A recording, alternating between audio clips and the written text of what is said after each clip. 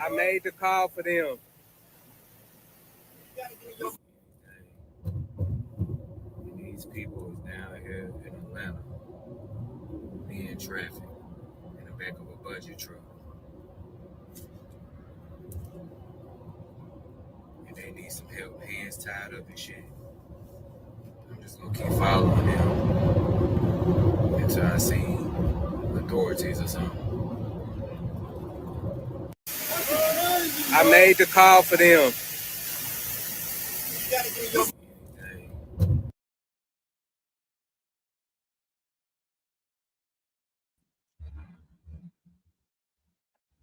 That's some amazing footage when you think about it. A major city in America, the guys are riding around with human traffickers in the back. That, I was going to lead off with another story, but I thought that was just so amazing that I couldn't pass that one up. Man, those people, they're coming to work somewhere in America, that's for sure. No one's bringing them over here for them to lay about on the street corner. And these are the pressures that I think, are constantly going to be coming into America, and the people that are here are going to have to figure out a way how to deal with this, because this is very cheap labor coming in to do a lot of work that Americans will do, and they're willing to do it for a lot cheaper. And I think that's going to be the issue. When I say a lot cheaper, they may be getting paid pretty well, but their living standards, they may be willing to live 2-3 to a room, may be forced to live 2 or 3 to a room. Yeah, I've told people several times about my cleaners, cleaning, a Spanish lady, and she told me that she brings people here. She didn't say if they were legal or illegal, but she houses them, and I'm sure that she expects her just reward by making them clean houses for her. One more topic I wanted to discuss before we get into this Bitcoin today. I did a little bit of primer research, even pulled out Visual Studio to generate some hash keys and things like that, just to get an idea of what's going on here. Let me share my screen with you. Since we mostly talk about business here, here's one of the things I wanted to show. Let's see, you see the screen. Several new California laws will be going into effect on July 1st. Let me put the StreamYard link up here before I get going too far, in case anyone wants to join. We may have some dude or someone in their audience from California, businessmen in California, and they may want to comment on the new changing environment here. A new California law will address security deposits. These ads all over the place. Renters in California will no longer be asked for a security deposit greater than 1 month's rent. Okay, let me see if I can just play this video.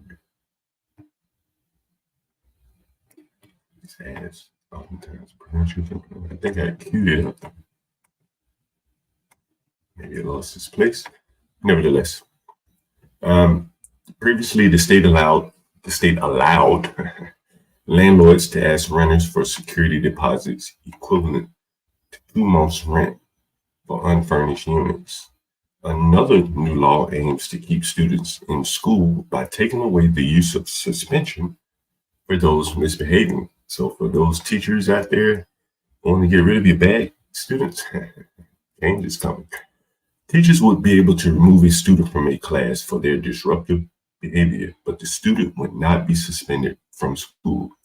It will be up to the school administrator, who's going to look and see how much money this kid is bringing into the school, to determine an appropriate and timely in-school intervention for the student. So if the student beats up a teacher or something and curses her out, he's not going home. He's not going to be suspended or removed from campus. Also, and this is interesting as well, another business tidbit here. Businesses with an on-sale general public premises alcohol license will be required to provide drug testing kits at a low cost or for free, and post notices about their efforts to prevent drinking. Imagine, I guess bars will have to provide drug testing kits and to prevent drink spiking. So I guess it's going to be alcohol testing. This law applies to alcohol to bars and nightclubs where beer and wine is sold.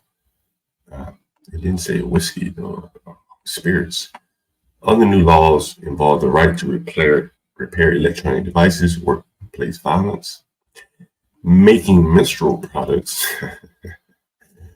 available in school, and it's probably an increased gun tax here. I'm sure California already had a gun tax. So anyway, California, that likely will roll into effect all around the country. California usually sets the mold that other cities and states adopt. So it shall be interesting to see there. But let's get back into yesterday we started kind of on a primer of Bitcoin.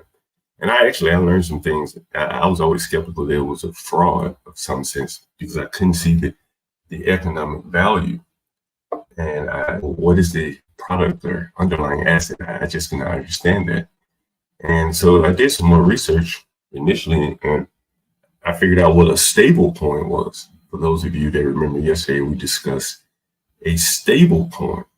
So I think it was Get Crack for me. He came on the panel and he talked about mining and proof of work and proof of, I think the other was proof of state or something like that. As it relates to the Bitcoin, he mentioned the massive amounts of electricity generated. And I mentioned that as well. I think these guys that are mining Bitcoin are using the equivalent of a year's of a country, small country's electricity consumption. And so I found that kind of interesting, considering that we often talk about climate change and green energy and things like that. This kind of Bitcoin mining can't be done with solar energy. So you often hear one side climate change, but you're not going to hear any of the climate change people talk about this massive use in energy to mine for Bitcoins. And again, where is the economic value there in mining all of these Bitcoins? So last night, before we jump into the hash and hash tables and all that stuff, I wanted to show you an article that I read yesterday about let me share this tab. It's ECB over in Europe, the European Central Bank. So apparently, let me see, this article was written earlier this year, February 23, 2024. The US approved crypto ETFs. Just weeks after that, ECB has doubled down on its criticism of Bitcoin with a blog post arguing that the ETF does not change the fact that Bitcoin is not suitable as means of payment or as an investment. That's pretty strong language. If you're not a form of payment or investment, then what is it? It's very interesting. It's not an asset in that case, because the asset, you should make payment with an asset, or it should generate cash flow to payments, or it should be some form of investment where there is an underlying asset. If you invest in stocks, there are companies that you're buying a fractional share of. But this is very interesting. The blog is the second written by Ulrich Beinthal, Director General of the ECB's Market Structure, Infrastructure, and Payments team, and some other guy, Shop, an advisor to their team. November publication, they claimed that Bitcoin was on the road to irrelevance. The blog, which carries the usual disclaimer, the views not necessarily representing those of the central bank, says for disciples, the ETF approval confirms that Bitcoin invests in state, and the preceding rally is proof of an unstoppable triumph. Clearly disagree with that. They said Bitcoin is thriving in terms of price. The authors argued they were right in late 22 to warn that it was not a financial asset, and about the risk to society and the environment if the Bitcoin lobby managed to reach a bubble with the unintended, let me highlight that, help of legislators. Let me make sure you can read. Oh, you're not even able to see this article. Here we are. So back to the article. So it says, with the unintended help of legislators, the ECB was concerned that the Bitcoin lobby would manage to relaunch a bubble with unintended help of legislators, politicians, who would give a perceived blessing where a ban would be required. Alas, all of these risks materialize, they claim. Let's see if there's any other meat on the bones before we move on from this article. Here's an interesting question they asked, and I read something in my initial research about this, about how the Bitcoin market was being manipulated seemingly by one group of investors out of Hong Kong. And they asked, why is this dead cat bouncing so high? And I'm going to see if I can find that article, because I think it answers the question why it is bouncing so high. And the answer to that, if that publication was correct, is that the companies are buying Bitcoin with stable coins. But there may or may not be any dollar collateralized asset to match those stable coins that they're printing. If you remember from yesterday, stable coin is pegged to the dollar at a 1-to-1 ratio. So if they're going out in the market buying Bitcoins with a stable coin like Tether, they may not have the cash to, if people come in and want to redeem their money, to honor those redemptions. In finance terms, that's classically called a run on the bank. So anyway, so back to this. While in the short run, the inflowing money can have a large impact on prices, irrespective of fundamentals. Prices will eventually return to their fundamental values in the long run. And without any cash flow or other returns, the fair value of an asset is zero. Well, if the fair value of an asset is zero, then it's not an asset. That's one way to look at it. Anyway, it looks like we have Gary up here. I was hoping Rashu would join. I know he's at work. Good morning, Gary. How's it going? Hey, John, can you hear me? Yeah, loud and clear. Okay, cool. I wanted to join up on your Bitcoins from yesterday, but I had some work to do. I'm sorry. Not a problem. Not a problem. And I expect it. Yeah. Most people should be working this time in the morning. Yeah, I am currently at right now, but business is actually really slow today. So I got a lot of free time on my hands. I haven't had any deliveries in since like 4 o'clock this morning, which is pretty unusual. It's a sign that we're usually going to have a slow day. What type of deliveries do you make? About an hour before I have to actually work. If you don't mind me asking, what type of deliveries do you make, by the way? Oh, I'm an inventory manager at a furniture factory. Oh, wow. Okay, that's right. You did say you're in North Carolina, right? Yeah. Okay, so it makes sense. You being the furniture business. You have any questions or thoughts about yesterday, what we talked about with Bitcoin? Yeah. I also told you that I repair electronics for a living, right? Yeah. Well, you and Rashu kind of do something similar, but I remember that. Yeah. Yeah, Rashu is a lot more advanced than I am. I mainly just do phone and computer repairs. But when it comes to Bitcoin, I've had a lot of orders and customers who have come in with overclocked computers. Do you know what that means? Yeah. I'm assuming that they burn it up, basically. Yes, it does. Sometimes it overclocks the software because you run a certain software program too long and it takes up too much. Takes up too much room on your CPU, and that causes your computer to overheat, and it could also cause some internal damage. A lot of those overclocks that I've had actually came from Bitcoin mining. Really? Yeah. Apparently, this mainly when it started to kicking off in about the early 2020s, like earlier in the year.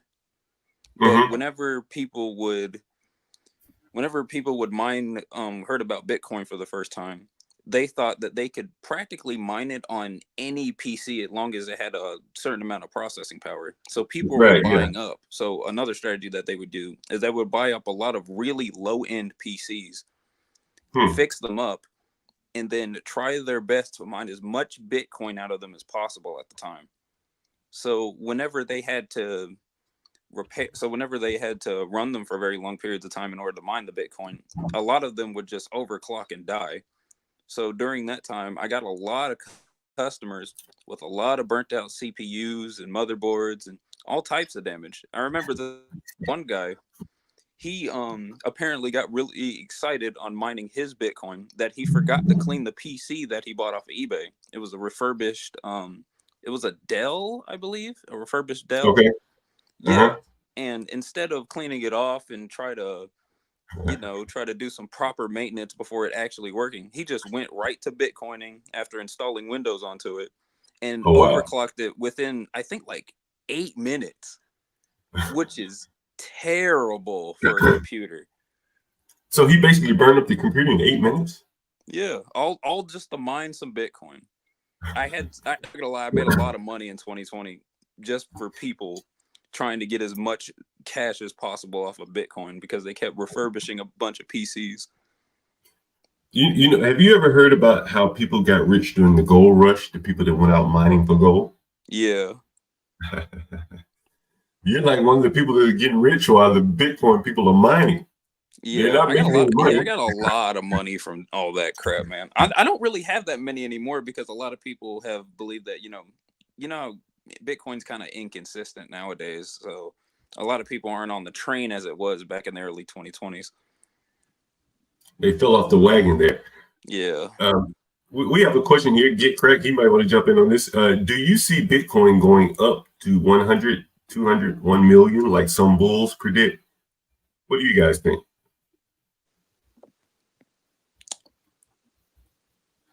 Hey, Cracked, are you there? Yeah, let me see. I did some charting, and from my targets based off of that, it could probably get over 100K by next year. If it gets to 200K, that means there's a lot of liquidity in the system. Like the Fed basically gave up fighting inflation. So we'll see if that happens. But that's like a more esoteric topic. I really want to get into the I want to see if I can get on that topic about the market manipulation of Bitcoin. I think it can go as high as they needed to go with the manipulation. Hey, one question. Short Bitcoin? What'd you say, John? Are you able to short Bitcoin? Yeah. Really?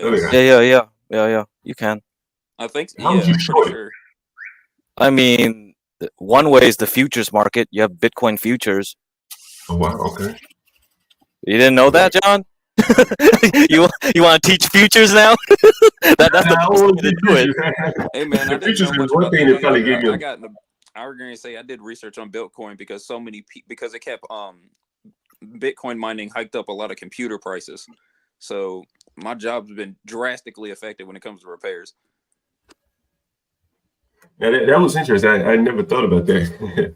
The repairs on the computers. Let me ask you one more question before we jump into mining. Did those guys make any money mining the Bitcoin? Do you know? Gary. Oh, did they make money mining the Bitcoin? Yeah, mining Bitcoin. From what I've heard, some did, but it was basically lottery ticket money. Like back in the day, so many people were mining Bitcoin at the time, but the value of Bitcoin itself was very low, so they only made like stuff that you can buy pizza with, basically. That's why you have the Bitcoin mining companies. Like any individual trying to do Bitcoin mining, it's just not the cost, the margin is too low. Yeah. Back in the early days of Bitcoin, because it was easier to mine because the reward was higher. You know a halving, right? Yeah. You gotta know that first before we talk about that. At least the people that I had to help out, they didn't make much money because so many others were mining Bitcoin at the same time. Yeah, it seems like it would be very difficult for a small person to get into Bitcoin. Oh, we gotta be brave here. Be brave. You're a Bitcoin Damn right, buddy. I'm in on it. I got all the ins and outs. Hell no, John. When I heard Bitcoin, this is what sometimes find an old white trash hillbilly with brains, a few brains, and ask him what he feels about things. So Yeah. you can start from there and you can get a clue on things. When Bitcoin came out, my first instinct was, sure, I don't play on computers at all, but I'm going to go play with Bitcoin, where if you don't have a computer, your goddamn money's gone.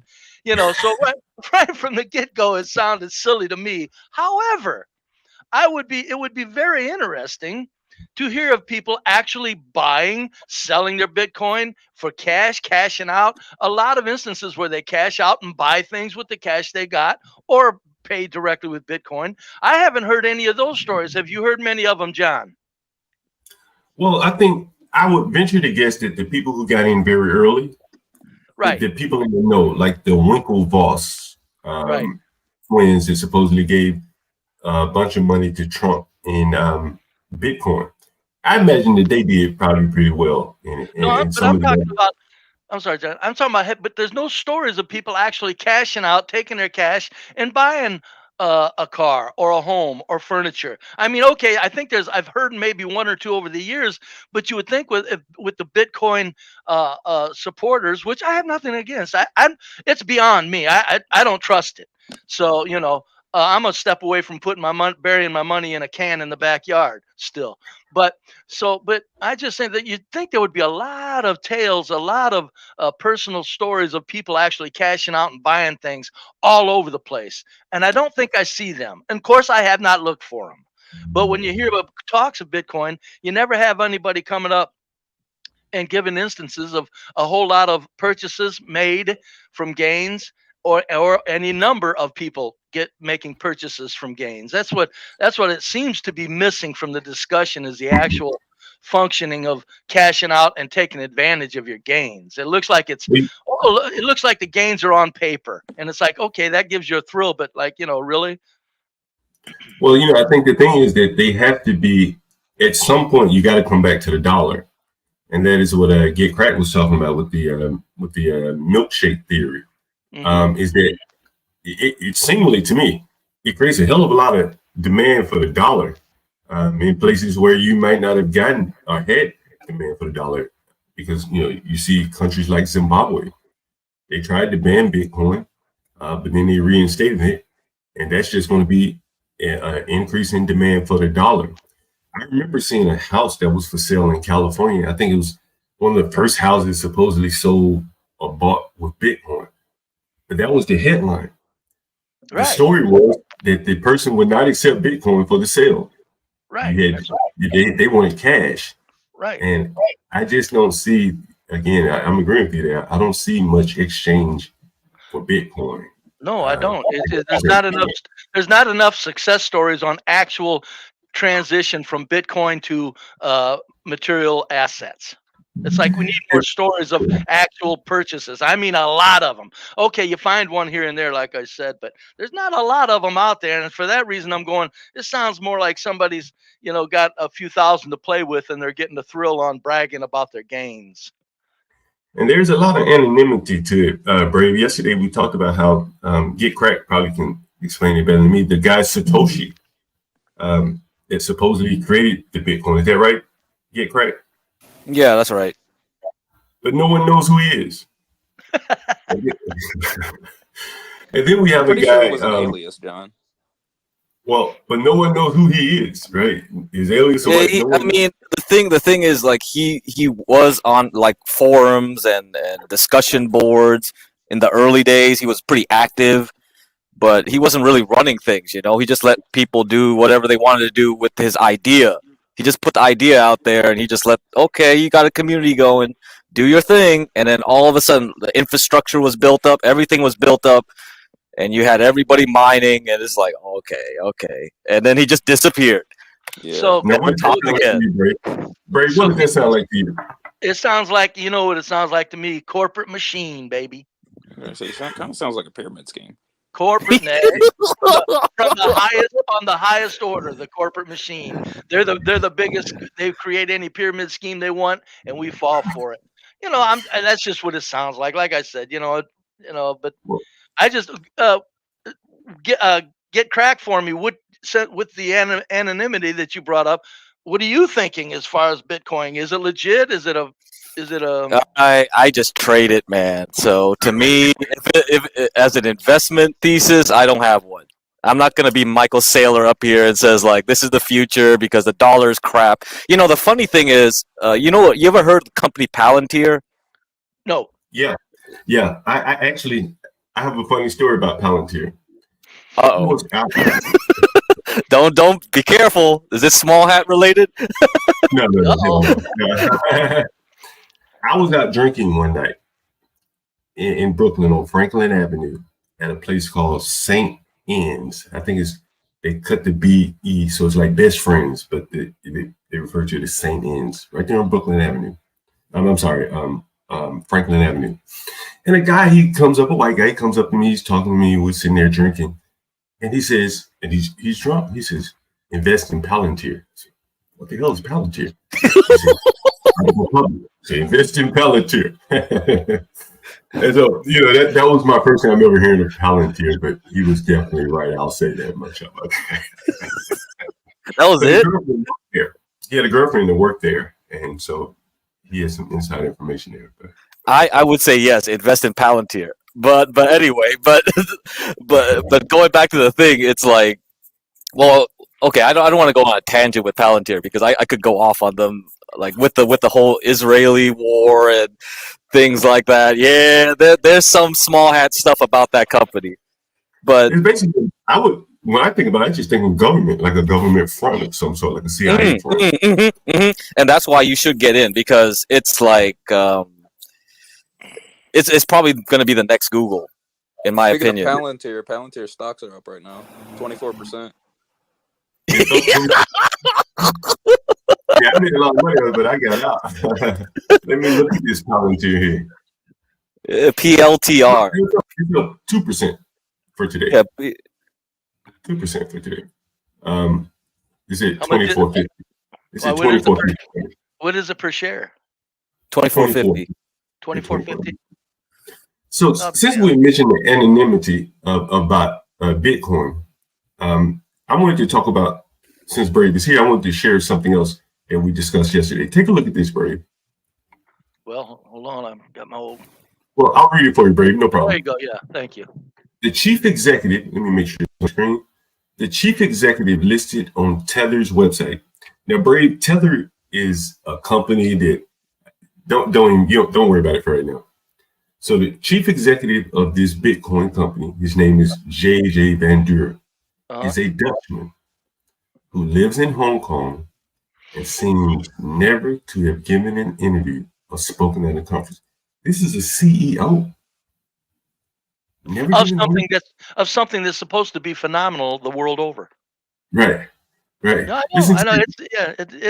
It's all pretty spooky. I think it stinks of high heaven corporate manipulations from the top to the bottom to just yet another thing for us to be distracted by and give hopes to and things because you got a certain group of people that are living in a dream world on what's taking place in America.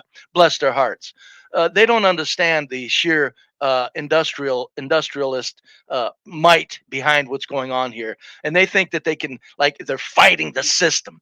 People that think they can fight this system are delusional, and that I think Bitcoin gives those delusional people some kind of hope, and I think it feeds them in many other ways. It could lead them to things like a Trump vote. Shit like that. It's just, it's just like all the industrialists knows you gotta feed peasants a little bit of hope and they'll run with it because it's, they're hooked on hope. Yeah, the more and more I think about it, like it has been a lifeline for the young generation in terms of hope and aspirations. They thought they're going to be able to ride this thing and that the dollar is going to collapse. But I mean, there's so much riding on the dollar being stable. So let's go back. So the reason I brought up Palantir in the first place was the CEO bought a bunch of gold. He said, I want to diversify away from the dollar. And he bought gold. Michael Saylor is like the guy that says the same thing, but he says Bitcoin is the way to go to get away from the dollar. You see what I mean? But the thing is, both of them are basically saying something will happen to the dollar eventually. That doesn't make Yeah. any sense though. Bitcoin's way too inconsistent to replace the dollar. Now it is, yes. It, But you know what? Bitcoin is pegged to the dollar. Let's all agree on this. If the dollar actually collapses, the world will change so drastically and sickeningly that the dollar collapse will be the least of our worries. That's true. Thank yeah, you. I agree with you, Brave. That's it. See, that's why it's all nonsense. Stop it. Stop it. Well, who are buying into this is primarily young people buying into it, thinking that they're going to hedge with this Bitcoin. Listen to this, bro. Frat boys keep coming up to my door being like, "Hey, man, I need to get my laptop repaired, man. I'm gonna be rich in 2 years." Hey, actually, Garion, like, have you got any people coming in talking about mining shit coins? Not shit coins, but they always have some. Well, not shit coins specifically, because shit coins take a lot less work to mine than Bitcoin. Why don't they just like go for other new lottery tickets? They do offer a bunch of different names of Bitcoin. God, I can't remember all of them on top of the head, but I have had a lot. Well, I haven't had any recently, but a couple, I think like a year or so back, they would constantly spam out all these types of names of Bitcoin that we're trying to get mined for. And a lot of my customers were naming, "Hey man, I need to get this repaired. I need this fixed by like 3 days," or "Hey, I need you to see if you can fix my hard drive in the next 2 weeks," or something like that, because I need to mine this amount of coin. Listen to this. The chief financial officer of Tether, which is a company pegged to the dollar that I guess operates a Bitcoin wallet exchange. He was a former plastic surgeon from Italy who was once described on Tether's website as the founder of a successful electronics business. I mean, this isn't far from the Sam Bankman-Friedman type of scam going on. You know, people that have really not much of a presence, like nowhere, and now they're billionaires. It just seems like, very suspicious to me. Look at the Musks, the Bezos, the Gates. They're scams. Listen to this. Go ahead. The chief financial officer of Tether, the only reference to him that turned up in a search of Italian newspapers showed he was once fined for selling counterfeit Microsoft software. He did not respond to emails and messages on Telegram where he goes by Merlin the Wizard. Well, he may be a little more of an original ground organic scammer, but I'm saying you got Musk, Bezos, Gates, what's the other guy on the Facebook guy, the little geeky dude? I don't know his name. Who owns Facebook? What's that guy's name? Anyway. Anyway, who? Mark Zuckerberg. Yes, Mark Zuckerberg. These guys are propped up, pushed. Oh, they didn't start no goddamn garage. Get the hell out of here with that shit. What happened is they made it look like they started in a garage, and there just happened to be this $1 billion fall out of the sky on their head. Listen to this. But when I asked, this is the reporter, and this is a Bloomberg article, by the way, where Tether was keeping its money, the CFO, whoever we were discussing here, declined to say. Nor was I reassured when he told me the company had more than enough cash to cover the most money it had ever had to pay out in a single day. Bank runs can last longer than 24 hours. That's true. This is very interesting in that another one of these companies is going to blow up. It was hard to believe that people had sent $69 billion in real dollars to a company that seemed practically quilted out of red flags. But every day on cryptocurrency exchanges, traders buy and sell Tether coins as if they're just as good as dollars. Some days more than $100 billion in Tether changes hands. It seemed that the people with the most at stake in crypto markets trusted Tether, and I wanted to know why. Like, this is I think a lot of people are getting scammed here, and I think that it is probably too complicated for the average person to even understand how they're getting scammed. Someone says here King Shenard was promoting Bitcoin there. Wait, what? Wait, which coin? Someone says King Shenard was promoting Bitcoin, I I guess. was going to say, does he know what coin? So I can know what to avoid. Oh, now come on. Hey, John, did you let's see that link see. I posted in the back chat? I'll take a look now. That crypto rival Bankman-Fried got 4 months in jail. Yeah, he did, and he's a very wealthy guy. We mentioned him yesterday. I think he's worth $61 billion. So to get into Bitcoin, you're actually laying out real dollar bills, though, correct? Yeah, basically. There you go. That's what basically what we discussed. So yeah, I put a link in the back chat too. This is an alternative to Bitcoin, USD coin. So USD coin actually is more transparent about what they hold to back their dollar coins. Like they actually own US treasuries and things like that, and say like, okay, we actually have the goods to back up our coin. So if Tether is like people don't trust Tether, they rather use this one. I just think you'd hear a lot more stories of actual gains and cash-ins and purchases of needed items. People are not going to purchase anything with it. All they're doing is trading, like me. Well, Man. They're probably right. They're trading, man. I'm just saying if there was value to it, some people don't have the option of holding. Sometimes they go, I need this, boom. And you'd have stores all across the nation. Yes, where it was you see, that's so yesterday we discussed about what's the efficiency of the algorithm. Remember that? I was talking about log O. So this is why we have to go to the proof of stake, proof of work. Ethereum used to be proof of work, and proof of work is what Bitcoin uses. It's too slow. If I want to transfer money to you, I'm not going to wait a goddamn month or year for it to transfer because I'm waiting for all these nodes to verify my transaction. You see? Yeah. So this is why they say Bitcoin will never work, because a bank, at least like I just have 3 days for things to clear and settle. Like what the fuck is this shit? Yeah. So yeah. Go get me crack. I think I agreed wholeheartedly with both John and Ryan yesterday when John said get your money in material assets and Ryan was pumping the 401k. I agree that at 401k, every young person at 20 should just put a $10,000 bill away.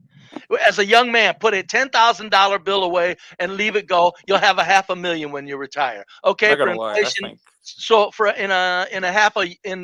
when you retire, inflation, it's going to be $250,000. But for $10,000 to turn into $250,000 is, like Ryan was saying, that's something you have to do along with everything else. Because even if you don't do it large scale, I don't know why I didn't do it when I was young, so I do know why young people don't do it.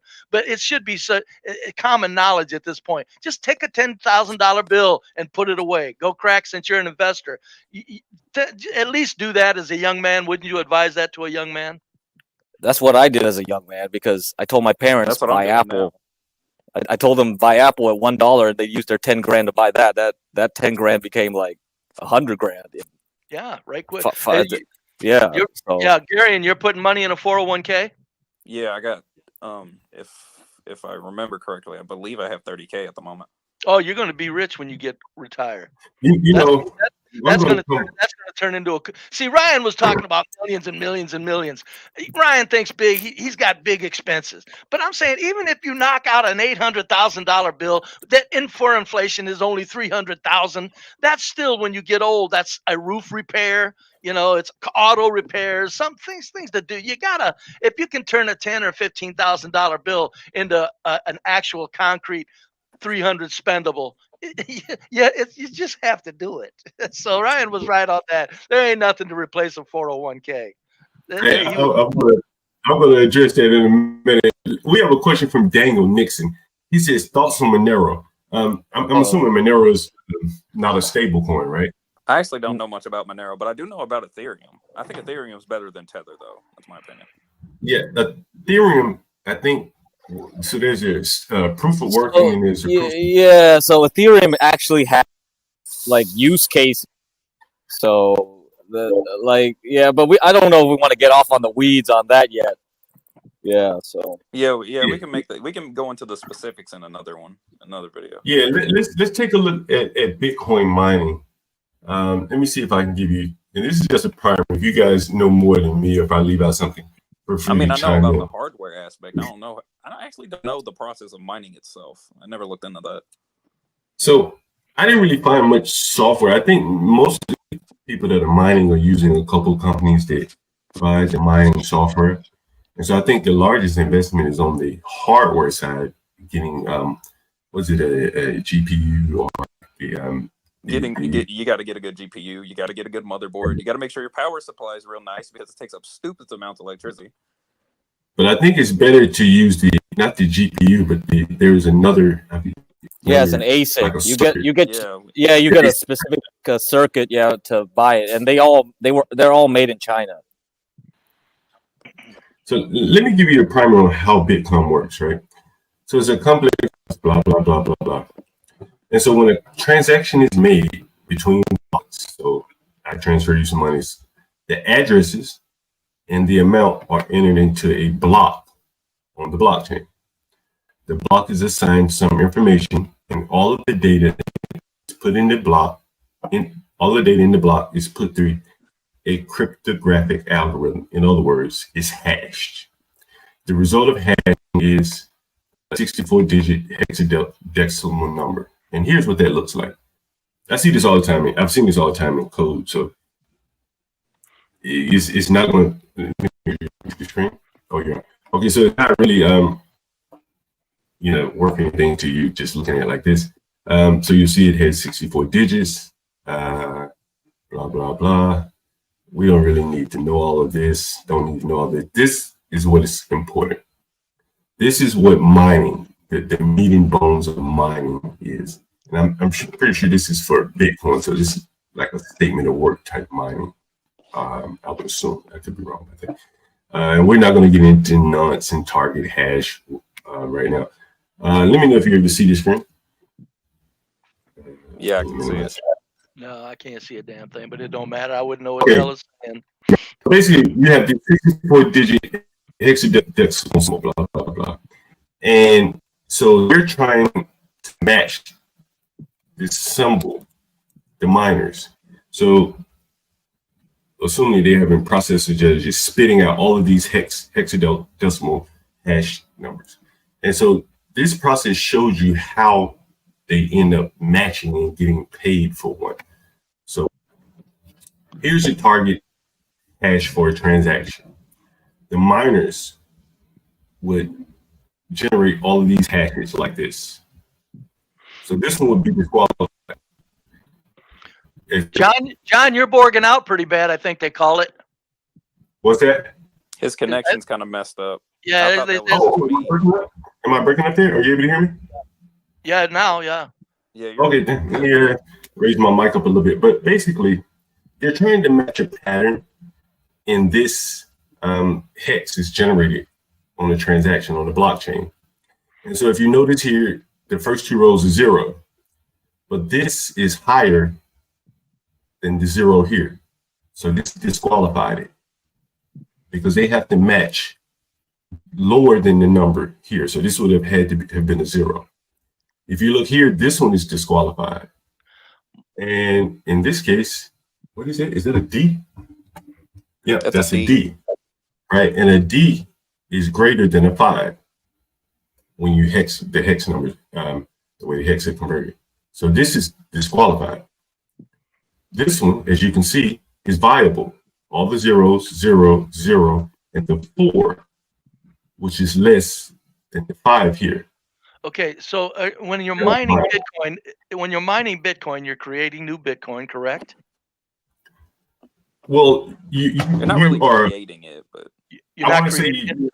Let me ask this then: if you're mining Bitcoin, are you basically just tapping in and hoping it's like a call-in radio show? If you're the 50th caller, is this what's going on in mining? Oh, okay, yeah, okay. I think we gotta go back a step, maybe, John. Okay, why are we mining at all?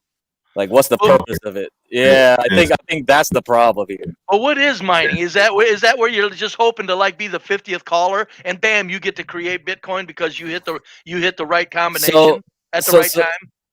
So we have to go back to why we have to do this in the first place. Yeah. If I do a transaction, I got to go to a bank, right? Yeah. And the bank verifies that, yeah, I'm really I'm get cracked for me.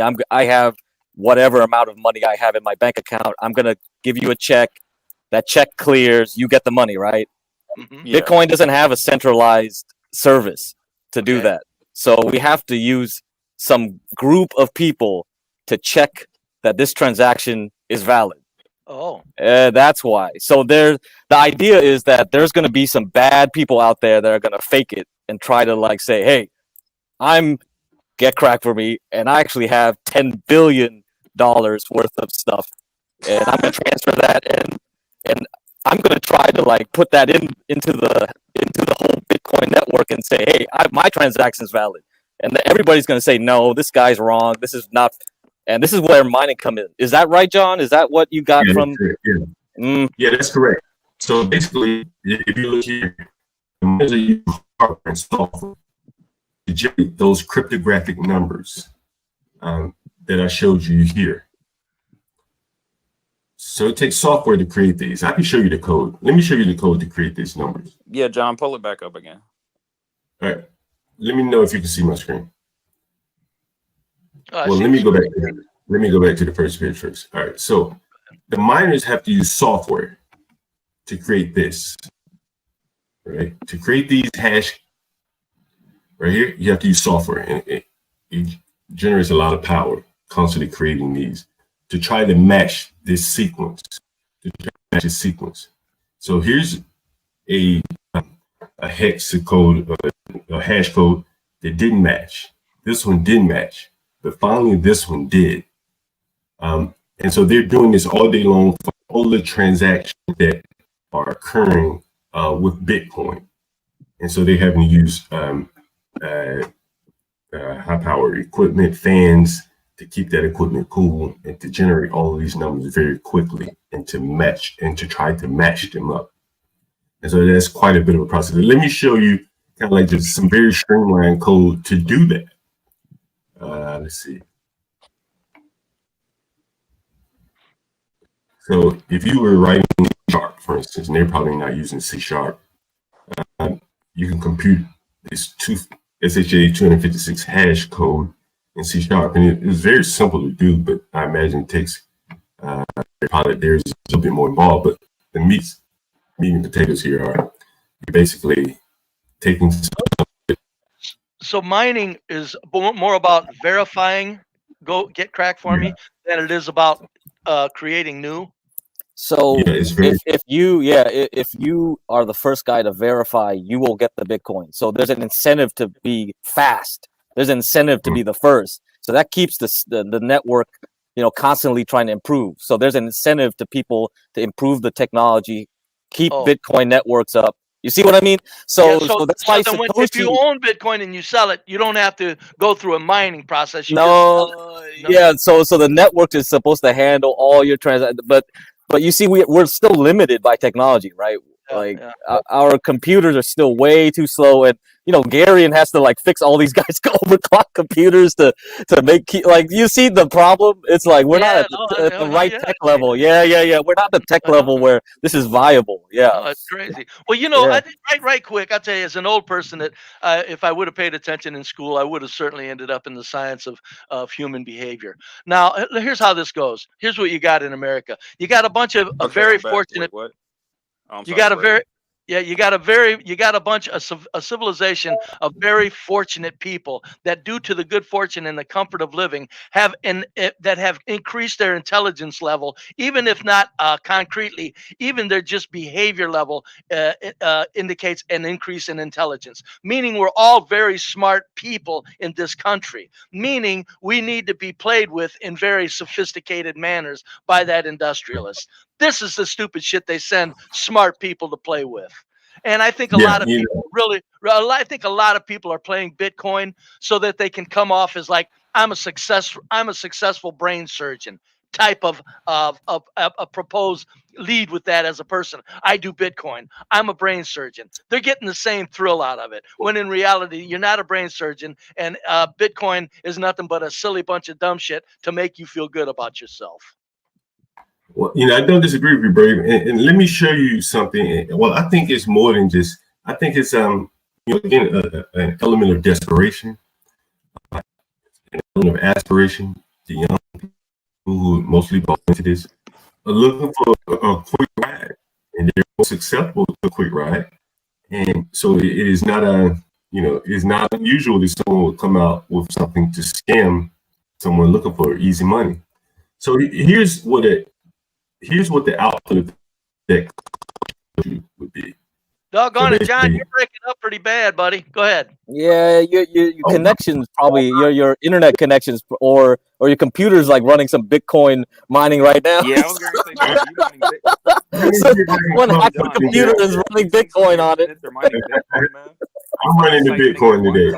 Let's see. You getting your Wi-Fi? Let me see if I can check. I'm sorry, sir. Wait, what? Let me close some of these pages in my browser down, and then maybe that'll speed it up a little bit.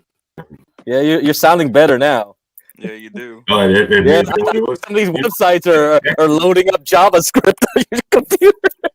Oh, yes. Wait. I have Visual Studio open.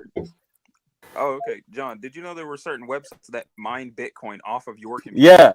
Yeah. Some of those streaming websites, alternatives, like they actually load crap on your computer while you're watching a live stream. Yeah, they would import. They can take your Bitcoin. So B Brave's talking about like this brain surgeon shit. Yeah, there's some guy out there thinking they're hella smart by like getting you to run Bitcoin mining for your computer. Son of a bitch. What up, Master Kim? I think they're stroking egos with Bitcoin is all they're doing, folks. Oh, look at Tom God's electricity bill went up. It's like, I don't give a fuck. I got my Bitcoin. Yeah, all of a sudden your light starts flickering while you're trying to run. Hey, John. Yeah. Who's it, Ryan? What's up, man? Oh, is it Ryan? How's it going? Hey, Ryan. So if you look here, that simple code that I showed right here basically spits out this hash right here. See where it says hash, and this is all of the hash here. And that would have to be, from my understanding, paired against the transaction hash. And they can only do that by generating a whole bunch of them until they match the transaction hash based upon that pattern that I showed you. And the first person to match that hash wins the reward of the Bitcoin for verifying that transaction. I think so that's basically I think that's proof of work. Proof of work.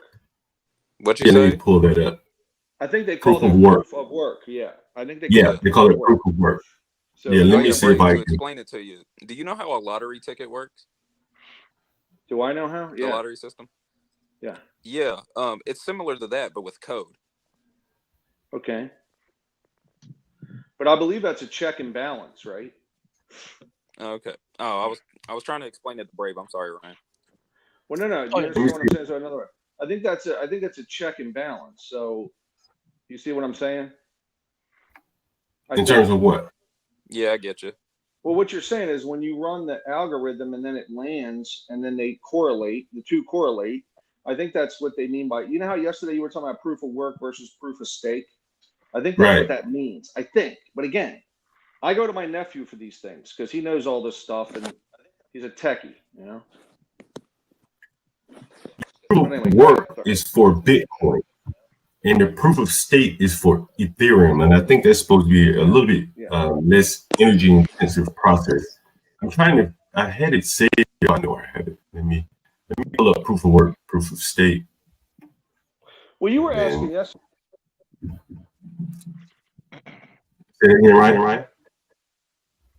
Yeah, you got. I thought Ryan was saying something. Now there's an echo. Somebody's got an echo. I don't think it's me. Is it me? Well, I was muted. Well, I'm going to mute. Yeah, so am I. It might be Master Kim. I'm on mute. Hello. Still there? Is it John? How the hell? I was muted. Yeah, I think we all were. But how the hell did that just go on? Man, they got Bitcoin mining. John, I think one of us might be affected with some Bitcoin mining software. No. maybe on my computer now. Let's see. Does that work? Hello? Okay, yeah, No. I think you're good. Yeah, I think something may have opened. Okay, let's go to Bitcoin mining here, or proof of work. Sorry. So here's a proof of work for Bitcoin. What is proof of work? Is the original crypto consensus mechanism used by Bitcoin. Proof of work and mining are closely related. The network requires a huge amount of processing power. Proof of work blockchains are secured and verified by virtual miners around the world. The winner gets to update the blockchain with base verified transactions and is rewarded by the network with a predetermined amount of crypto. So earlier, I think either Garen or GetCrack mentioned the halving of the Bitcoin payments. So the payments have gone down, or I think they're kind of built in to go down over time. Yes, that's right. Yeah. Proof of work has some powerful advantages, especially for a relatively simple but hugely valuable cryptocurrency like Bitcoin. It's a proven way of maintaining a secure, decentralized blockchain. As the value of the cryptocurrency grow, more miners are incentivized to join the network, increasing power and security. So what are they doing here? And you can look up the source code for some of these mining companies on GitHub. Ethereum is different. I'm sorry, go ahead. I was going to say, I think like from what I read about it, and again, I tried to invest in it, and then it was like 150 coins I was trying to invest in. It was very confusing, but I think with Bitcoin, essentially everybody has a ledger on their end, right? So Right. Yes, that's right. Yeah, so that's why it's so energy intensive, because that gets transferred. Whereas Yep. Ethereum, I think the staking part is less people have it, right? So therefore it's less energy consumed, from what I understand. So I think that's how it works. But again, I don't quite know all the ins and outs, but I do know the mining process is absolutely running the algorithm, running the equation or whatever it is. I know that's super energy intensive. They have like entire data centers in China just running computers to get this to mine all the Bitcoin, and then you lose half of it each time, right? So Yeah, you do. So yeah. I mean, why do you lose half of it each time? I think it halves all the way down, and then there's a set date on when there'll be no more. You'll get half the rewards when they have. That's okay. You have an incentive to try to improve your technology. You have an incentive to basically have to. This is why it's all social engineering. The whole thing was designed from the get-go to get people to keep playing this game, keep investing into it, keep improving. Otherwise, people will just get lazy and just GetCrack for me. What level do you think are where are these social engineers? What level are they at in life? Where are they at? Where are they hiding? Where they hiding? They're hiding somewhere, laughing at all of us talking about this shit right now. And I'm with you. I'm just, people ask that. Who are these people that are social engineering Bitcoin? Where would you say they're at? They're on there's an end date on specific like area of the world. Yeah, they're in the Pacific Ocean somewhere. Yeah, they're running. They got a homestead going in the ocean. Maritime law, bitch. I'm just saying this to take a crack at liberals. It ain't them rascally liberals doing it, is it? Go get crack for me. Yeah, the liberals are basically the middlemen, So yeah, they're the little worker ants, bro. Yeah. John Galt is basically the one running around in the middle of the ocean. That's the story of John Galt, right? Objective. Anne Rand is out there too. She's still alive. Yeah, hey John. I think might be in Mexico. The more and more I think about this, though, this is so much of a scam that the politicians will have to be in on this. Like just the way that they had to be in on the Sam Bankman-Fried, because it would be very, very easy to make sure that these people are collateralized with the dollars to back up the stable coins. So as I start off reading, the Tether guy doesn't want to tell you where the money is. He tells you that he has enough dollars, and when I speak of money, I'm talking about dollars, to back up and run on the bank. And I think any of these guys, just like FTX, probably very vulnerable to someone doing a run on them, which makes you wonder, why did they do a run on FTX? Maybe he was no longer useful after he he had given so much money to the Democrats or just politicians in general. Because apparently he Hey, gave John. Yeah. Yeah. Hey, John. Is I it just wanted, Yeah. yeah. You say, oh, hey, I just wanted to add some comments real quick. I took some bullet points. I'll make this quick. For one, this channel is going to pop, and here's why. All the other Bitcoin related channels, they're all in. So they're trying to sell, or this is the only, I don't want to even say this is a contrarian channel, but this is the only channel saying, hey, I don't clearly understand it, despite I've got my background in this or that, or I trade options or futures or whatnot, right? It's still confusing. And this just shows you that very astute, seasoned investors on this channel still are dumbing down the language and speaking in a very practical way, and it's still very confusing. So, John, I mean, I'm on a family vacation right now here in Baton Rouge, Louisiana. My daughter's got a gymnastics camp, and I listened to your channel twice yesterday, because there's little nuggets coming along the way, and also reaffirms, yeah, I've got money tied up in a Vanguard ETF right now. It's dumb money. It grows without me doing anything. But there are people on your channel that commented on some of the best moves. So, John, your channel is going to boom from talking about this Bitcoin, because there's no other station that talks about it, because they're all in. So, like someone mentioned about the Michael Saylor, the Paul Rao, or Rao Paul, or these guys are all in, and it's difficult to trust what they're saying because they've got egg on their face. Jamie Dimon, right? There's no there. That's one of my bullet points. It is a Ponzi scheme, and once you realize it's a Ponzi scheme, you can come at it from, selling Lucy's to the hood rats is illegal, but I'm going to make money at it. So since it's a Ponzi scheme, trying to dissect it and make sense out of it is just eating up a lot of brain matter, versus I'm going to go in low, just like I think Get Crack for me said, just buy on the dip and get out, right? And then I've got a few more things. If some of the intelligent people of the panel could comment on, and again, I keep on crying about the prime rate at 8.5 and how you think does this rush more people to Bitcoin, and what's making this more confusing is there are very astute, legitimate people hyping up Bitcoin, so it confuses the dumb people out there when we see legit people out there all in. So with that being said, I'm one of the dumb people too, by the way, and I'll put my mic on mute. Thank you, folks. Yeah, speaking of Michael Saylor, I mentioned Michael Saylor yesterday. I made pretty good money betting against his company years ago. He was involved in some shady accounting practices. And I think over the years, he's been caught up again in some shady accounting practices, things like that. And he's a very flamboyant guy. I remember he bought a $50 million house or something right outside of the DC area.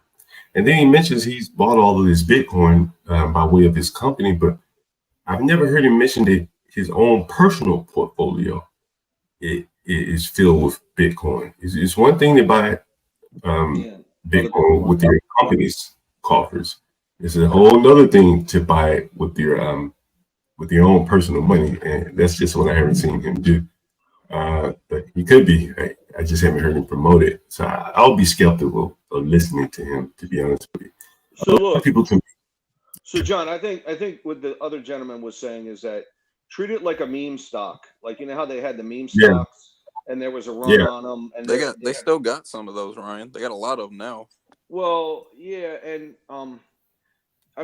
so it's just like in the meme stocks, essentially these guys buy this stock, and then I think they bought a bunch of call options on it too, and they try to short squeeze the other holders of the stock so that they have to liquidate as the price is going up, and then they're going to buy it as the price is going up on the discount. So, but it was a play, and ultimately, it's not illegal. Like it wasn't illegal to do it, but it's highly speculative, right? It's highly speculative. This is like investing in, mining or something, to where, like mining for gold. Like the chances are you're not going to hit it. But if you do hit it, you're going to make a lot of money, So, but I would say from a risk exposure standpoint, Bitcoin is pretty risky, especially at the prices it's at now. How much further is it going to go up? What's it at 60,000, 80,000, somewhere around there? Yeah, I'm showing the chart now. Yeah, it's 62. Yeah, I looked this up earlier. It was, you know what's weird though? It changed like 2 minutes ago. Because when I looked it up earlier this morning, because I saw your stream, I wanted to know what the worth of Bitcoin was. It was 58. Yeah. That's a hell of a jump. 58 to 62. Yeah. Yeah, it was 58 on Monday. I was shorting it Sunday night. Yeah, and it went down to changes so 58. frequently. Yeah, Who did get cracked? You were shorting it? How were you shorting Bitcoin? I told you What's get your- futures. I told you just get futures and just short it that way. Yeah, Yeah.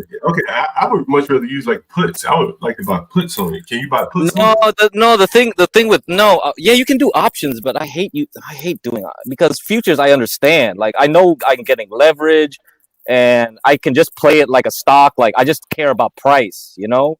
I don't have to worry about decay and all volatility. Now, fuck that shit because Bitcoin is volatile and has crazy decay. I'm not gonna mess around with that, man. Yeah, I totally, yeah. Yeah. No, dude. Options in stocks is already worse enough. I'm not gonna do options on it. But yeah, you can do it. You can do it that way too. Well, I didn't know you could buy puts. Yeah. On it. Yeah, man. You can do anything. Anything. Except I don't even actually buy know. something with it. I don't even know how this trades when there is no underlying company. I mean,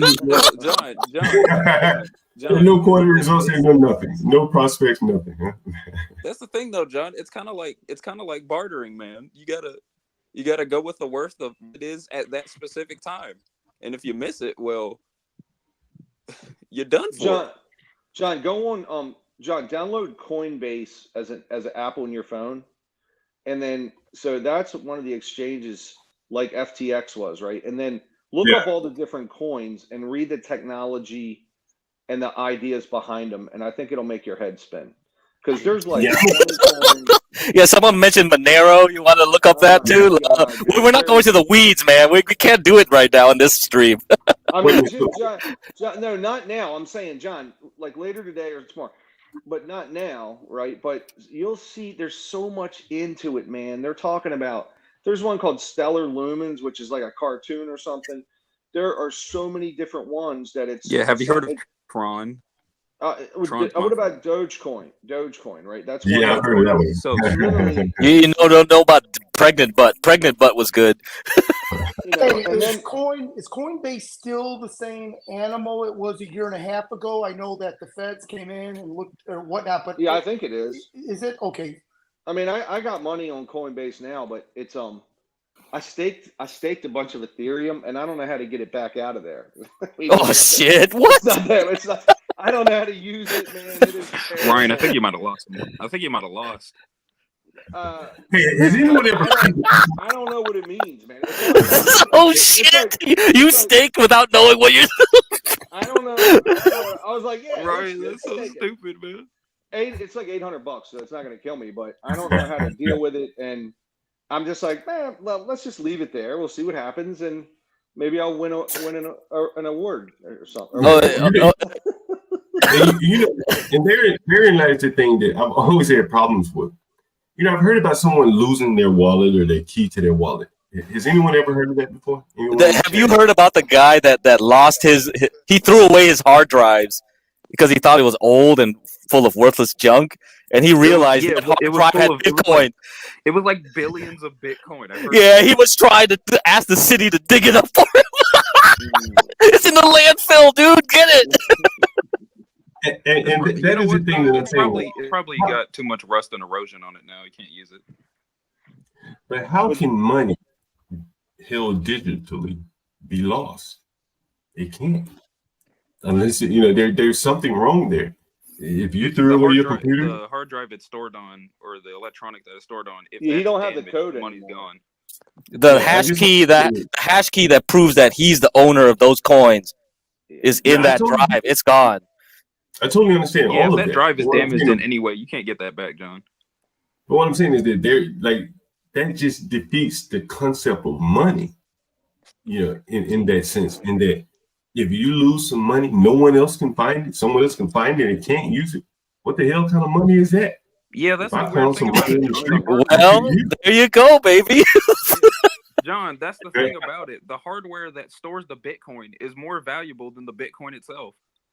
Yeah. You know, as I said, it's like digging for gold, where the only people that got rich. Okay, John. Here's a business proposition for you. There's something called custodians. They will keep the Bitcoin for you. John, you're wasting your time renting to blacks. Why don't you rent to these rich Bitcoin holders and say, "I'm your custodian. I got the hardware for it. Hey, work with Garion on this." You might be on something. Why are you not thinking big, bro? It's still on your wallet. I was going to say about the mining process. So I have a family member that started. He was doing this he's another tech guy, like 12, maybe 10, 12 years ago, and so he was mining, getting Bitcoin, and then he wanted to do it faster because it was slow.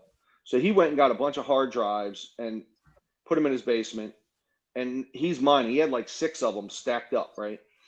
And then sure enough, his and this is a family member. His wife comes down and is like, "Hey, the electric bill is $1,400. What are you doing down there?" Oh my God! Yeah. So he's like, "All right, I can't do this." So it wasn't, the Bitcoin was not worth the money at that time to warrant a $1,400 electric bill. So needless to say, he unloaded the Bitcoin and got out of it. But this was years ago. So now we're talking about data centers just consuming electricity to run the entire complexes, right? To run this dumb equation, and it's half the value, right? Each time. So I don't know, man. I don't see how this is even sustainable. Wait, hold on. I got a legit question. You know how as technology progresses, the amount of electricity that's needed to power all this advanced technology is up, right? Yeah. More money? Yeah, but don't you think that in the future, if our technological needs gets to a point that where Bitcoin becomes easy to mine, because the amount of electricity that scales directly to the amount of Bitcoin that you're actually trying to mine at a time. So if energy consumption becomes more efficient, do you think Bitcoin will become a viable option in the future just due to the sheer ease of it? Well, I think there's also an issue of water to cool those machines. I don't see water getting cheaper. Maybe to generate electricity. Well, see, that's why I said utility companies, not only electrical utility companies, water. Hey. Yeah, I didn't think about that. Hey, you see a lot of these data. There's water on Mars, John. There's water in space. You see a lot of these data center companies tend to move to like Virginia, because I think they have very liberal water and electric utilities down around the Dulles Airport area. Yeah. So I imagine that they're doing some mining out there. I think it's in China. I think it's overseas. I don't think they're doing it in the U.S. Is there they did it in Russia, and they almost took out half the country's power because so many people kept moving there to mine Bitcoin. Intensive. Yeah, there's too many environmental lunatics in the United States, right? They're gonna do it in some other country where they're burning coal, so it's not here, right? It's too much. The environmental people don't want to do it here, so they can hide it over in China where it's coal-fired plants instead of clean electric. I think that's ironic because a lot of the environmental people are probably getting into Bitcoin. I'm with you. I agree. It's so you don't think there's much mining? You don't think there's much mining of Bitcoin happening in the United States? It's trying to happen in Texas. No. Texas, yeah, they trying to do it in Texas. Well, of course, Texas is going to do it. They have their own separate power grid. That's why. So a lot of the mining companies I recommended on stock. To buy in stocks they're going to Texas. Yeah. You see, Rashid says yesterday Bitcoin was banned in China. Today they are mining it. It's the same with Russia. Russia literally a couple years ago decentralized their power grid so that they could mine Bitcoin. So okay, I'm gonna answer this one. So yeah, China did ban it 2 years ago, and Russia recently just all they're doing is they're moving to Kazakhstan. So you want to get some real good Bitcoin mining, go to Kazakhstan. Yeah, they'll just move. So that money to go to a country. Are they mining Bitcoin in China? What's that? Are they mining Bitcoin in China or not? No, not right now. Unless it's underground, they're Rashu not. just said they banned it. He did. Rashu It's just two. said It was 2 years ago they banned it. Yeah. Yeah. Well, Rashu said yesterday they banned it. Yesterday it was banned in China. He's just making a joke on us. He's like, Oh, yesterday because we're just like, oh, we're boomers. We don't know what the fuck. Yeah, come on, man. I'm not even a boomer. I'm not even. I'm not a boomer either. I'm the youngest person on this panel. To Rashu, we're all boomers. We don't even know what the fuck. Like, we don't know how to steak. We don't know how to buy pregnant butt. We don't know how to do Monero. That's right. That's right. Yeah. That's right. That's right. Because Robert is older than I am. FTX is not relevant. So here's the China's Bitcoin. So they banned the mining of it. Okay, it's stronger than ever. And so I guess they are still mining in China. China is where Bitcoin mining truly built its scale. Yeah. Very interesting. Do you guys want to cover proof of stake? Proof of stake, I think, is for Ethereum. Proof of work. I mean, I don't care. I don't care about it. It's up to you. I didn't find it very interesting. I think once I realized it, the whole thing seems kind of sketchy to me. So I think I'll just try to give a dumb take on staking. To me, that's what I feel like. Staking is like you are basically loaning out your coins, your Ethereum, to some other guy, and that guy will take your money in coins and use that to build their own mining consortium. So everyone has like a little stake in a miner. You're not personally mining on your computer, but you're paying someone else to mine. You're helping someone else to mine, and when they win, you win because you'll get interest. Yeah, but I see that here. You see what I mean? It's kind of like you're buying shares and you're getting your dividend, or you're buying a bond and you're getting your interest. So they're turning it into like that. How do I get it back? Yes. When they're done with it. Because I want to get it back out of Coinbase. I want to get the money back. I've already lost. It's a capital. It's like a bond, right? You got to wait for maturity or some shit. The maturity is like 2030, bro. You're gonna lose it. Yeah. What do I do? How do I get it, man? And then it's a capital loss. I think I can actually take it on my taxes to a degree. Ryan, I thought you said you had family members that knew tech. Can't they get it back for you? Well, it's a complicated thing. Like, I'm not supposed to do any of this. Oh. Why? Because your wife doesn't want you doing it. I see. I'm not supposed to do anything like this. Nothing like this. No buy and sell of anything like this, right? Stocks, nothing. So it's hard to, if I start asking family members, this is going to circulate within my family, and then it gets back to people, So yeah. You get back to your wife, you mean? You get it back to your wife, huh? Ryan, I've always been impressed how you pay attention to what your wife wants. I always say there ain't behind every good man there's a damn nag. I don't care who says what. You know what, man? It's just life's easy if I just That's right. do my stuff, right? I don't want to right. apple carts. Just do what the little lady wants most of the time. She ain't most of the times they're reasonable. They ain't asking you to do a bunch of stupid shit. Just she's a great woman, great to me. There you go. I don't mess with her. And she has some simple things. Hey, no more, don't buy and trade stocks. And then I'm like, I'm gonna make a lot of money on it. And then I do it, and then I can't sell them because then I got to realize the losses. And then you got to report to her the losses. And she's like, look, you're terrible at this. I'm like, this is a sure thing. And then I lose money, and then if I sell the stock, I got to declare the loss, right? And then she knows, and then she doesn't. So I just kind of sit it to the side for now and hope it turns around. This is another one of them things. So. Yeah. So, she doesn't gamble, does she? No, she doesn't. No, she doesn't. And you don't gamble. You should just ask her, say, hey, this is a little bit of money set aside, dear. Come on, please, pretty please, sweetie. It is. It's a good way to look at it, Brave. I actually like where your head is there. Yeah. It is kind of gambling. You're rolling the dice. Oh yeah. And but this is just play money. Yeah, just a little bit. I'm successful, my dear. Come on, let me have a little Yeah, play of money. I'll that's a bet you good if you point. said it just right. I bet you if you said it just right.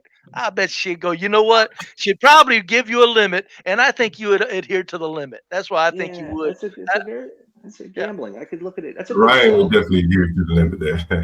yeah, That's a good sell, Brave. I like it. I got you.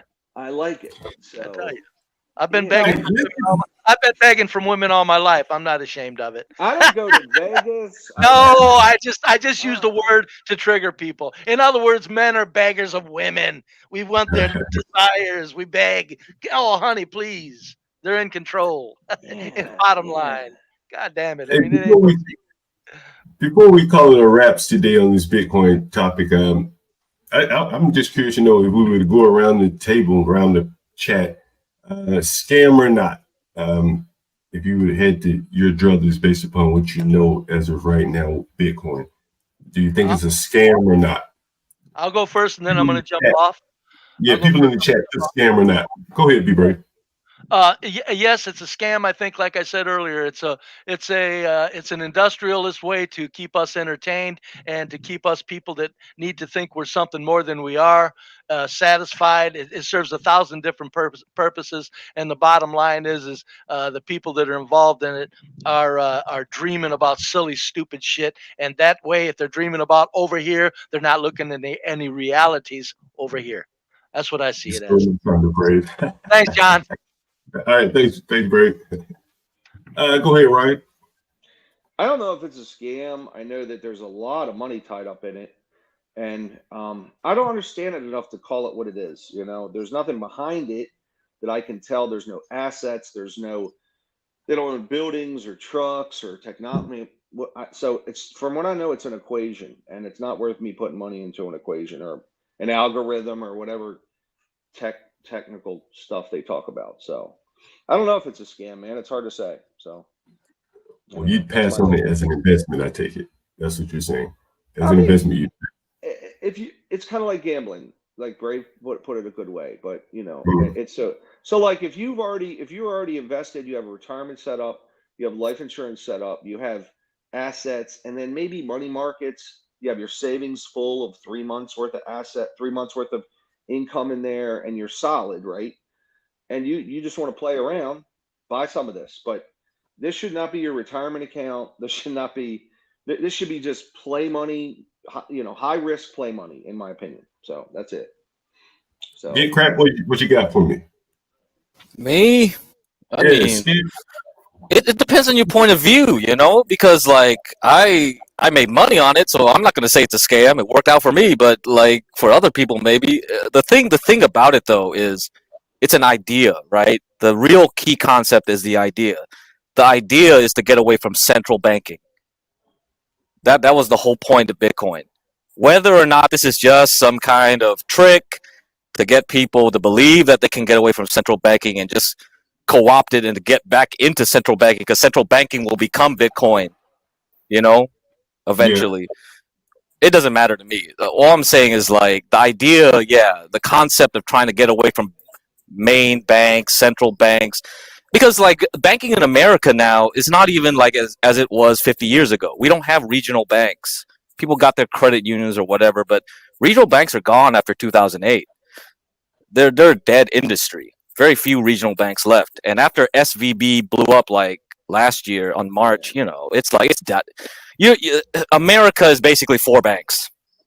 And mm, JP Morgan is the fourth pillar of government essentially. sure. So if Bitcoin is a solution to that, I don't know. I can't tell you. But does it Well, inspire people to make a new fourth pillar? Maybe. I don't know. time will tell. Time will tell. Yeah. Master Kim, what do you have today? You always have some good stories, Master Kim. You Oh still there? yeah, yes, I am. I think that it is a scam. It's a legal scam. I'm all in. That's why I'm subscribing to these shows every day because I want to just be a hair bit smarter than I was the day prior. I think what's causing some confusion are there legitimate institutions that are absolutely not all in on it, but they themselves have got a portfolio of Bitcoin, which causes more confusion to the marketplace. So they never absolutely damn it, and they never absolutely go on in, but it just takes a little bit to confuse the public to say, hey, well, JP Morgan must, Jamie Dimon says this, but if you look at this other article, he said, you know, blah, blah, blah about Bitcoin. So the point I guess I'm trying to communicate, this is a legal Ponzi scheme. I'm all in. I want to make my money through the Shovel Network, as you mentioned with the gold digging, or listen to Get Cracked for Me and some of the other Ryan, some of the other excellent comments, even Be Brave, you know, super stunning. I mean, just shows the high intellect involved in this. I'm going to listen to you, John, until the powers that be, unnamed powers that be, kick you off YouTube. But this is absolutely the best YouTube station I've ever subscribed to, because in real tangible time, I can make money picking your guy's brain.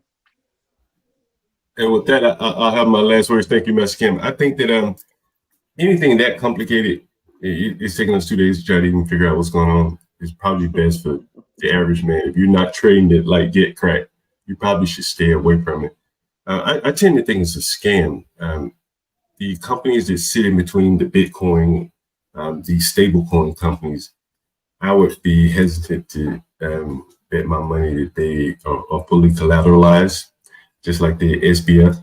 And the thing is about it is, when you live here in DC and these guys come in with a bunch of money, they can pay off these regulators with a sandwich and continue on their scheme. And so I think for that reason alone, with no assets underlying it, if you look at Stanley's company, I think it kind of characterizes like the lack of understanding of finance and assets. So he says Bitcoin is no more a scam than any other derivative scheme. Well, the thing is about a derivative, when you think about what is a derivative, I've priced derivatives for years. A derivative has to have an underlying asset. So Bitcoin can't be a derivative because there is no underlying asset. And without an underlying asset, you can't have a derivative. Looks like we have someone just popped in, Signal 66. Is that right? You have some thoughts about Bitcoin? I guess not. Going once, going twice. Yeah, you may be on mute or something. You have some thoughts about Bitcoin. You're probably on mute. Yes, Mike. I have Bitcoin is an amazing concept. It's such a shame that it's become this like it's just this like investment opportunity now. But I remember like in, I don't know, like 2012, 2013, when it was like new, and I'm kind of like libertarian, so I was excited for like the concept of a currency that is not regulated by the government.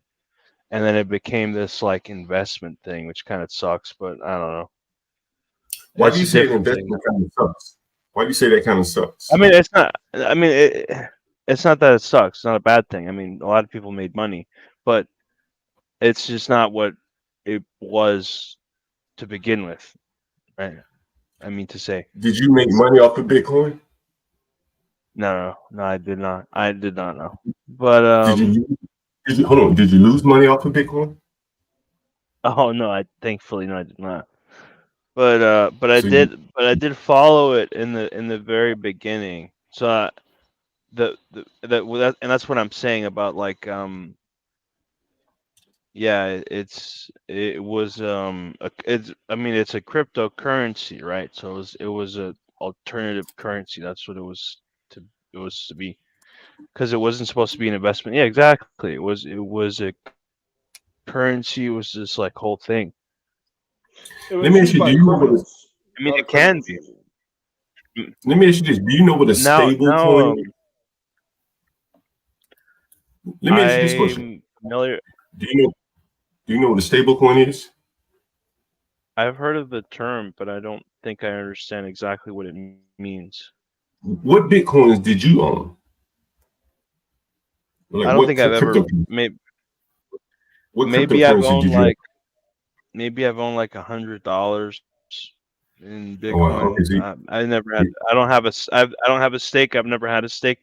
my only understanding of Bitcoin and crypto is like I said before, like this like more overarching concept of an alternative currency that's not entirely regulated by the government, but that's kind of been there's like Bitcoin is like there's it's like in ETFs and all that shit, and it's like the corporations, all the big banks, all that shit, they all have their they have a hold on Bitcoin at this point. And the same for the regulators, KYC, all that shit. So you're a fairly young man, I'm assuming, right? I'm 24 years old. Are most of the young people your age, are they investing in Bitcoin that you know of? Yeah, I mean, you'd be surprised actually. I have a lot of peers, yeah, that have done like, yeah, crypto. They did that I've known peers my age have done Forex. Probably know about that. I also have peers that did the PPL loan scams, all that shit. Yeah, totally. The whatever PPP. paycheck protection. Yeah, exactly. Yeah. Yeah. You'd be surprised. Yeah. We may have to do a topic on that. Well, hey, you joined a little late, but you have any last words? You wanna anything you want to say about Bitcoin before we get out of here today?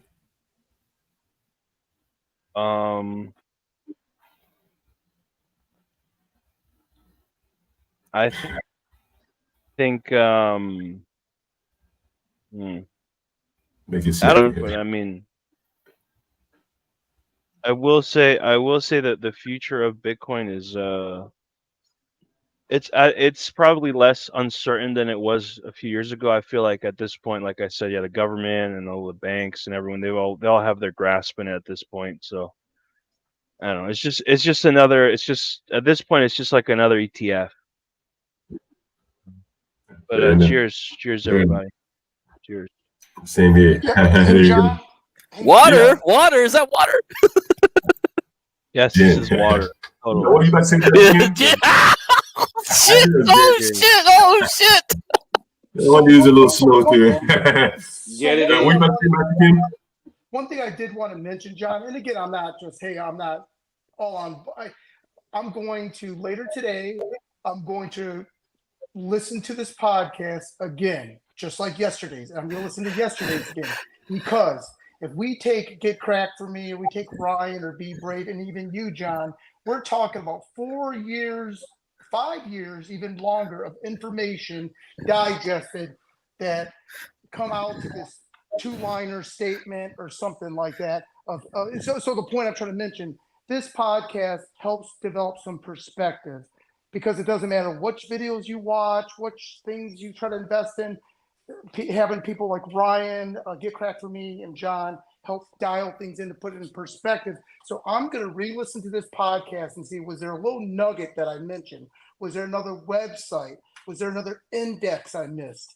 So these podcasts could literally take Mookie from the Hood. Not that your name needs to be Mookie from the Hood, but this could turn, I mean, as long as you don't catch a case, this is like an excellent way to turn one's future around, their whole family around. This is very dynamic because it helps you get the perspective to say there is money to be made on Bitcoin. What angle are you going to come at it with? And so I'm sorry for hijacking this, but I'm going to rewatch this. So don't take any of your streams down, please. No, I won't. No, I think you make a good point, Mr. Kim, is that like if it is a scam or if it's not, it doesn't really matter to get cracked. He just wants to trade it. And I think if you want to play the game of Bitcoin, I think the better approach probably is the way BitCrack is going about it. But I'm no financial advisor. I can't tell you what to do. But I do think he's giving you a different approach to make a play on it without it being a scam, or with it being a scam, it wouldn't matter. All right. Any other thoughts before we get out of here today? Is the question that you were asking in regards to Bitcoin, whether it's like going to be like if it's still like a viable like investment opportunity? Is that the overarching question? Yeah, more or less if it's a scam investment, yeah. No, it's not. No. It's not a scam. I mean, the thing. The thing is like long term. It is like there's actual computers that put in work that use power, right? That use like actual electricity and energy that use that, and there was a lot of number crunching that was done, but that was like kind of in the beginning. I kind of know enough about Bitcoin, but also not enough. I know enough to know that there's like a lot of like forces that are manipulating the value of it. But I don't know. You know, I think there's enough meat on the bones to come back and some of what you just mentioned. I remember reading something about how it was estimated that Bitcoin is being manipulated by one company. I didn't get a chance to go into that, but I really wanted to go into that because I think that gets to kind of where my decision making is, and that is a scam. Aside from all these hidden figures, the Dutchman, the CEO, CFO, like there's just too much energy around billions and billions of dollars, and just behavior from CEOs and CFOs that you just wouldn't expect to be that public of a company. So that makes me very skeptical. Anyway, enough about that today. Again, thank you for coming out. And tomorrow, I don't know what's on the agenda. I don't have it in front of me. But hey, John, can thank you for thank you for letting me on. John, no problem. Sure, come back tomorrow. Oh, sorry. Go ahead, John. The next show you should do. Yeah. What do you think? Just don't do the Bitcoin show at night because Rashu won't be working, and he loves Bitcoin. He's going to come up and he's going to be like a rabid dog for Bitcoin. We need someone. We need an advocate here. We need one of these young guys that understands it better. No. Yeah, you should. You should have. I mean, in all seriousness, you should have it at night. He knows all about it. Like up and down. I mean, the funny thing is that like Bitcoin is a boomer coin. Like, there's young people that diss Bitcoin because it's just like what the other panelist was saying. Like, oh man, it's not good anymore. It used to be good. It's not good because they think it's co-opted, corrupted. So I don't even know why people would even go because if you think it's corrupted, then the younger people think it's even like forget stocks, forget Bitcoin. We're going to these new things, man. Monero, which is one of them. I think it's a Gen X thing. It's kind of off the grid. Like Gen X is like off the grid, leave me alone. I think the Gen Xers would really like it a lot, like the Elon types, you know. But no, you should do it at night because he's very, very knowledgeable, and like he's talking about a white paper they did. So you should do something at night and he'll come up and be able to explain it to everybody, me included, you know. So. Yeah, I actually remember reading that white paper a long time ago, or bits and pieces of it. Again, I can see the value of the technology, maybe just not the currency. And I think that's probably part of what she was speaking of too. But look, guys, I got to get out of here today. I'll see you guys tomorrow. Same back. Later. See y'all. Thank you. Bye-bye. Thank you, Mexican. Bye.